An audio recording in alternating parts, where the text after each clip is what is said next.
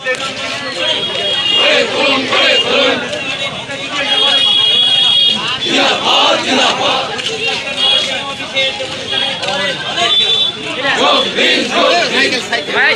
বন্ধু দেখে চলা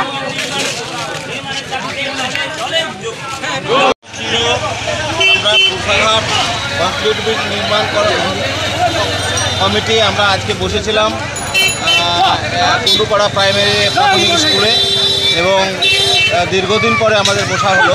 তো আমরা এই ব্রিজটাকে নির্মাণ করার ক্ষেত্রে সাধারণ মানুষ ময়না এবং নন্দকুমার উভয় পাশের যে জনগণ আমরা আছি এই ব্রিজের এক প্রয়োজনীয়তা উপলব্ধি আমরা দীর্ঘদিন থেকে আন্দোলন করে আছি এবং উপলব্ধি করে আসি যে এখানে কংক্রিট ব্রিজের একটি প্রয়োজন আছে।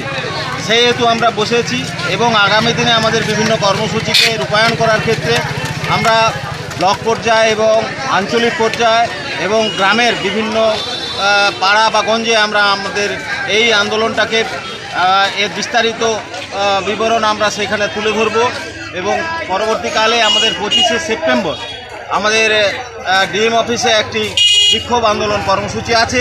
সেই কর্মসূচিকে রূপায়ণের স্বার্থে আমরা সবাই ঐক্যবদ্ধভাবে ওই জায়গায় আমরা উপস্থিত হব এবং ডিএমের কাছে আমাদের এই ব্রিজের যে প্রয়োজনীয়তা আছে সেটা আমরা তুলে ধরার চেষ্টা করব।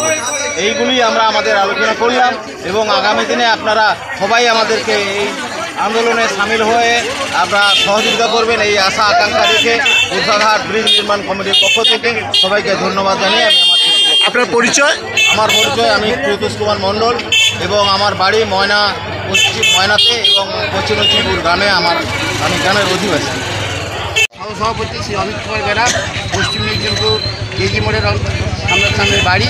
তা আমরা আগামী 25শে সেপ্টেম্বর বুধবার ডিএম অফিসে এই যে আমাদের পুরসাঘাট কংক্রিটের ব্রিজ নির্মাণ কমিটির আমাদের কমিটি আমরা যে বৈঠক করলাম দীর্ঘদিন পরে এবং যাতে ব্যাপকভাবে জমায়েত করা যায় এবং জনগণের কাছে আমরা সবাইয়ের কাছে আবেদন করছি তারা যেন সবাই সহমত পোষণ করে আমাদের এই ব্রিজটা একাধারে আমাদের ভগবানপুর এবং আমাদের ওই একেবারে সবং এই বিস্তৃত অঞ্চল মানে ব্লকগুলির সঙ্গে এটা যুক্ত করা আছে। এইখান দিয়েই সমস্ত জনগণ যাতায়াত করে পারাপার করে, ফলে দেখা গেছে যে 3-4খানা ব্লক এবং কয়েকটা হাই স্কুল এবং প্রাইমারি স্কুলের ছেলেমেয়েরা এর উপর যাতায়াত করে।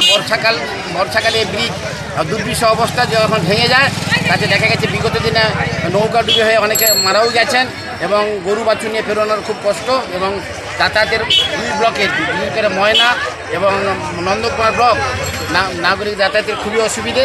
ফলে আগামী দিনে এই ব্রিজটা যাতে হয় এবং সবাই কাছে সহযোগিতা আমরা চাইছি জনগণের কাছে।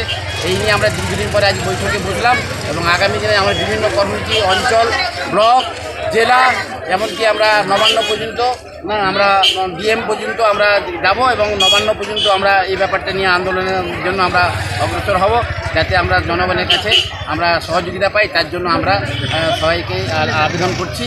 এই কথা বলে আমি আমার বক্তব্য মানে দাবি না আদায় হওয়া পর্যন্ত দাবি না আদায় হওয়া পর্যন্ত আমরা এই আন্দোলন চালিয়ে যাব এবং দরকার হলে আমৃত্যু আমরা এখানে অনশনও করব এবং রাস্তা ঘেরাও থেকে যা যাবতীয় কর্মসূচি এটা আমাদের জ্বলন্ত দাবি।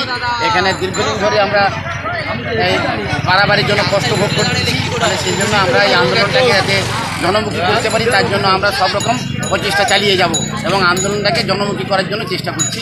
এই কথা বলে আমার বক্তব্য শেষ। নিজের বাড়ি মানেই মাথার উপর নিশ্চিন্ত ছাদ। ছাদকে রক্ষা করুন রোদ বৃষ্টির যাবতীয় প্রকোপ থেকে।